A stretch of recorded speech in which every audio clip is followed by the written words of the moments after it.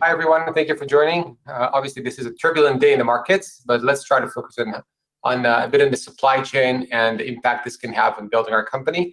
The news today of launching our ocean freight visibility product, which we think for our company is the major milestone that we've been looking forward to announce for a long while now. Quick introduction, ordered by myself, Ami Daniel, co-founder and CEO, ex-Navy officer, social entrepreneur. My co-founder, Matan, is based in the US, running our US business. Ofer, what about yourself? Hi, so I've been with the company just over 2 years. I've been a CFO of public companies on NASDAQ for many years, and now with Windward. Sounds good. Irit? I am Irit, CMO for the company, around a year and a half at Windward, 25 plus years of high-tech experience from an electrical engineer transition to the business world, from Microsoft many years and different various CMO positions. Thank you. Chairman of the board is the Lord Brown of Mattingly. You can read about it in the admission documents. So, as a quick reminder, we're Windward. We're a B2B SaaS technology company. We're fusing maritime expertise, data science, and AI. There are great shipping experts in the market like Clarksons or Braemar, and there are great AI companies like Darktrace. We try to bring what's called vertical AI, maritime AI to the market, and that's our differentiation. We do this by building one AI decision support platform that augments and manages maritime domain awareness and risks. Obviously, Russia's today in the news. There's a bit of risk over there as well, I think, in terms of oil and sanctions and so forth. We're going to touch upon that today, but not focus on that today. We partner with governments and businesses to help them track, manage, comply, and protect their assets and operations. Numbers, we're company's 11 years old, 6 locations, 130 team members, 15 plus AI models from over 18 data sources. We IPO'd in December in London under the symbol WNWD. I think the main thing you should take away about this company, we have one platform that uses maritime AI, which is the combination between shipping expertise and AI. But we apply that to different use cases. And this application to different use cases, you can see some of our customers here, from security to safety to compliance to ocean freight, which we'll talk about today, and upcoming decarbonization. Creates a really powerful platform, but also very high margins. Subscription revenue, it's a subscription business, 99% subscription, growing quickly. And we think this creates a lot of momentum and a lot of good fundamentals going forward in the business. Our DNA is combining shipping expertise again with AI. So on the left side, we take data from 18 approximately data sources, and through a patented process that cleans them and fuses them, turns them into recommendations. So the reason Shell and BP, for instance, partner with us is we provide them recommendations on who can they shuttle for moving their oil. The reason the Department of Homeland Security, which is one of our biggest customers in the US and globally, partners with us is they use our platform to decide who should they be boarding or what are the security considerations. And today we're launching our latest product, which allows freight forwarders to decide what actions should they take in terms of their customers' shipments. But it's the same platform and the same data and the same process that powers all of these insights. So what you're hearing about today is just the latest iteration, the latest chapter of our journey after 10 years of being the world leader in maritime AI. This is our customer base. So these are the industries we work with, from insurance companies to traders and energy and governments. Today, we're going to focus on the logistics industry, and namely freight forwarders, which are service providers which help move the containers around the world, and their customers, called BCOs, beneficial cargo owners. Irit. So in terms of our go-to-market, direct is the core stream. We mentioned a SaaS model, bringing in more channels. Another core stream would be the distribution channel. So this is basically selling our product on other platforms, complementary products. So for instance, our partnership with Clarksons, which we announced in early January of this year. And this is something that we will be developing as we go along. Third go-to-market stream is the online sales.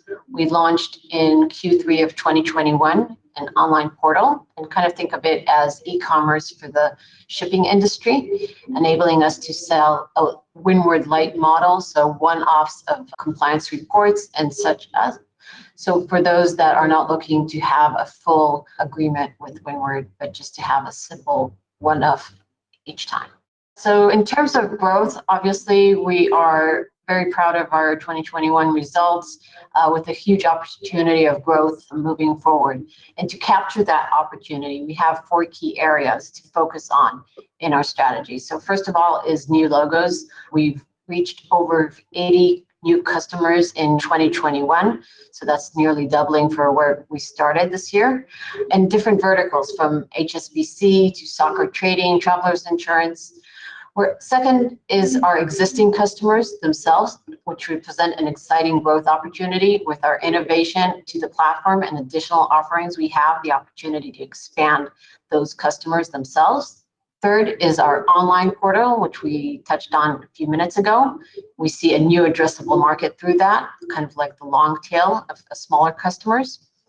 And fourth, which is what we're really very excited about to talk also today, on top of all this opportunity within our existing base and offering, we have 2 new offerings coming. So first is carbon, which is an expansion to the existing customer base. And second is ocean freight visibility, which now Ami will deep dive into and is what we're talking about today. Thank you, Irit. So today we're going to focus on the ocean freight visibility product. So if we take a step back, out of $14 trillion of trade, 90% of which is transported by sea. So in simple manners, it's just the cheapest way to do that. Although it's slow, on a per unit basis, it's way more efficient than air freight or obviously land freight. However, and if you look at the supply chain this way, from the buyers of both sides, from the shipper to the consignee, the disruption we've seen in ocean freight isn't influencing just the ocean side of business. It's influencing your connections, the truck it's supposed to pick up the cargo, the railway, and so forth. And ocean freight indeed has been heavily disrupted and had limited visibility over the last few years. And I think there's really been a read crisis evolving. Also because simply the data is very fragmented and unreliable, and the service level really varies a lot between the different liners themselves.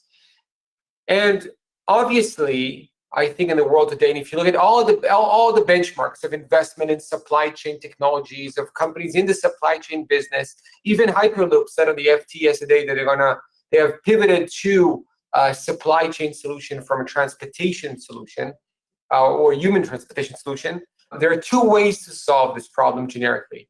You can either take a generalized solution, which gives you an end-to-end service, which obviously has its own pros and cons, or you can go the best of breed approach. We're working with domain experts, whether it's land freight, air freight, or ocean freight. What we're launching today is what we believe is the best product and service for ocean freight in the world. The challenge is very clear, and it's been analyzed, maybe to death even.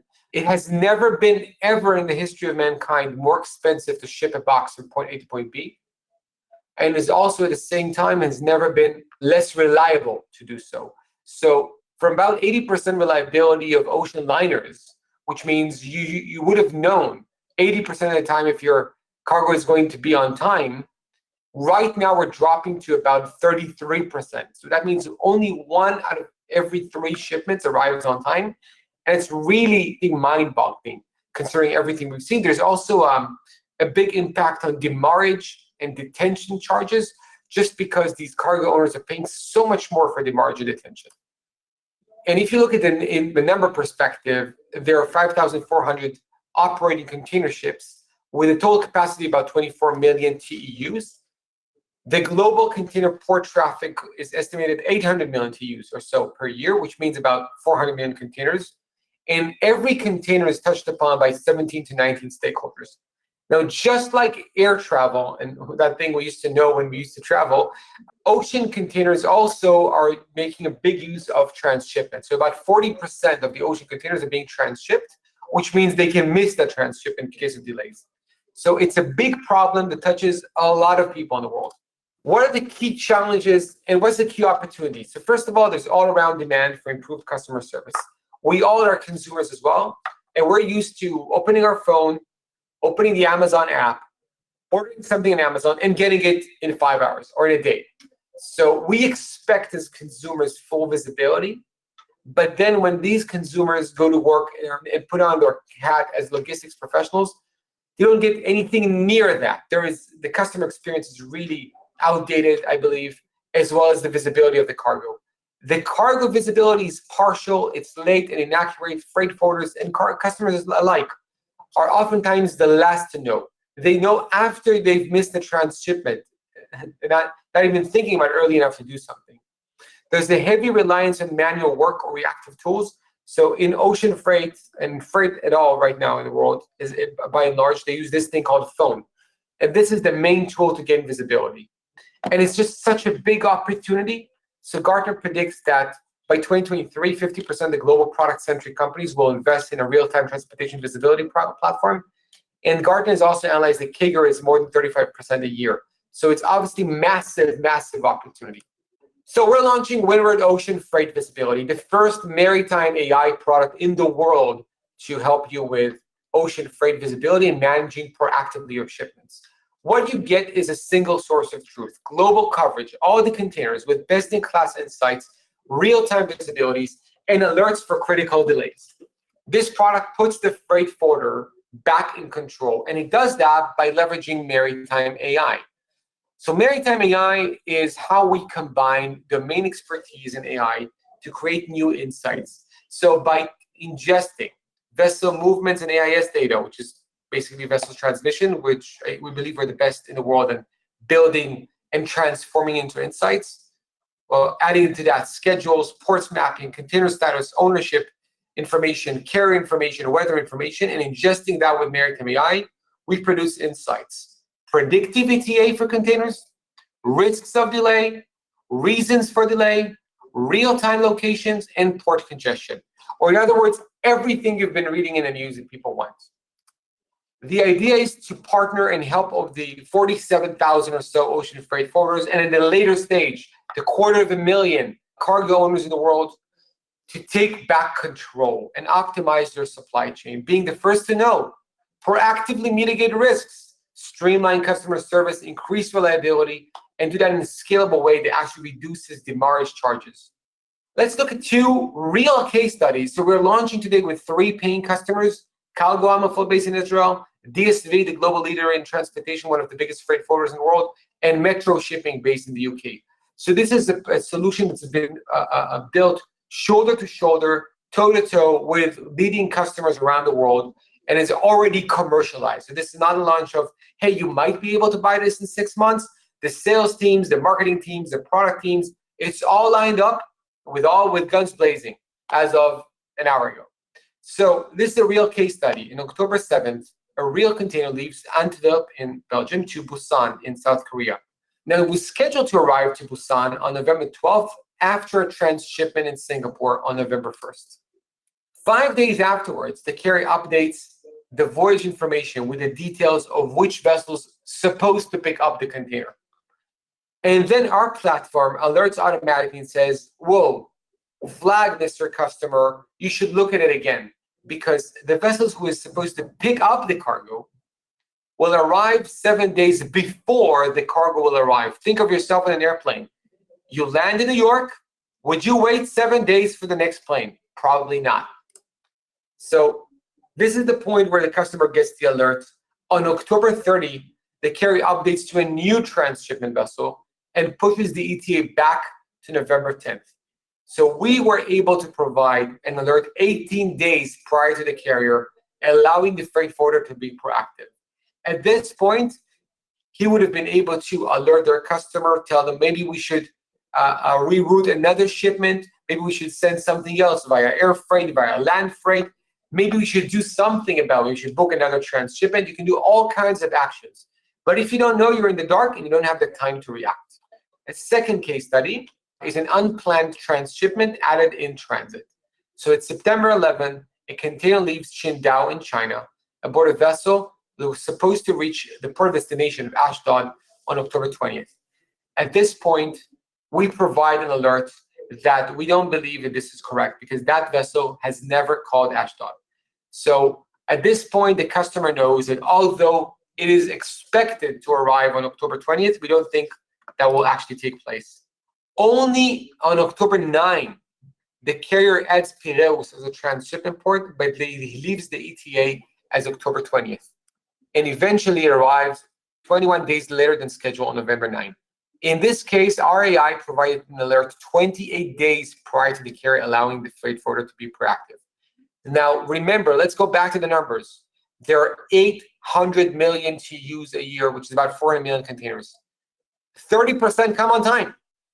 That means from the 400 million containers, 70%, which is 280 million, give or take, do not arrive on time.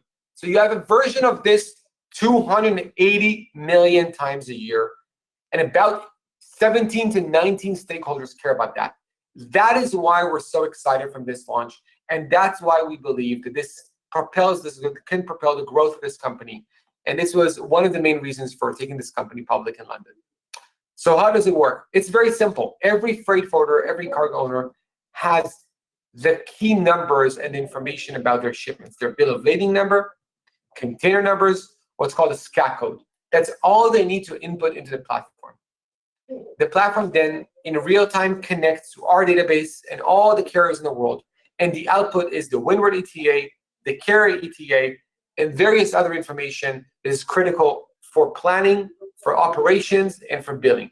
This is available via data stream. So this is fully integratable and in line with the DCSA, the Digital Container Standards Association, standards and protocols, as well as in daily reports to your emails, as well as in a web application.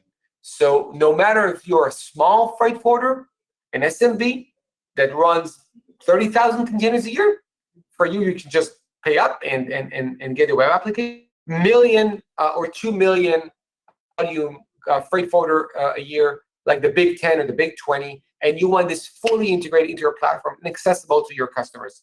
We support all of these, and we have a very exciting roadmap. We're going to keep on building this product. So maybe just to harken back to the beginning of the conversation, why Windward? Cutting edge AI technology, a leader in maritime AI, a big untapped market that's growing very quickly, specifically in this segment, approximately 35% CAGR. The market is growing and it's very untapped. So there's a lot of greenfield or blue ocean. You choose it. World-class domain expertise, global presence, blue chip customers. Last year was our best year on record, 38% growth, up from about 31% on average, 99 subscription revenue, margins improving. So we're super excited and optimistic to be launching it today. I think my closing remarks is we're doing exactly what we said when we took the company public. We're growing this company to be the world leader. We're going to execute on this ruthlessly as best as we can to build a world leader. I think we have a pool of talent and a culture that is second to none in this space. And this does not come easily. This company has been for 4 years straight as one of the 20 best startups to work for in Israel. We have about 10,000 companies in Israel. It's quite a feat, I believe. And we're going to continue to do exactly what we said at the IPO, which is growing the company. We absolutely understand and are clear in our intention to make the company profitable in financial year 2024. And this management is incentivized on meeting our EBITDA targets, but primarily on meeting growth targets and acquiring opportunity, specifically when you understand the competitive landscape with Project 44 in Fort Kites, Terminal 49, and Port Cast, and IHS, and a lot of people going after supply chain. This is the timing, this is the way, this is the opportunity. We need to double down and grab it. And I think this is the mindset, and this is the leadership of this company. So if you're considering to invest in this company, for good or bad, you're investing in the energy you're feeling right now. Obviously, with the guidance and very close involvement of our chairman and our board.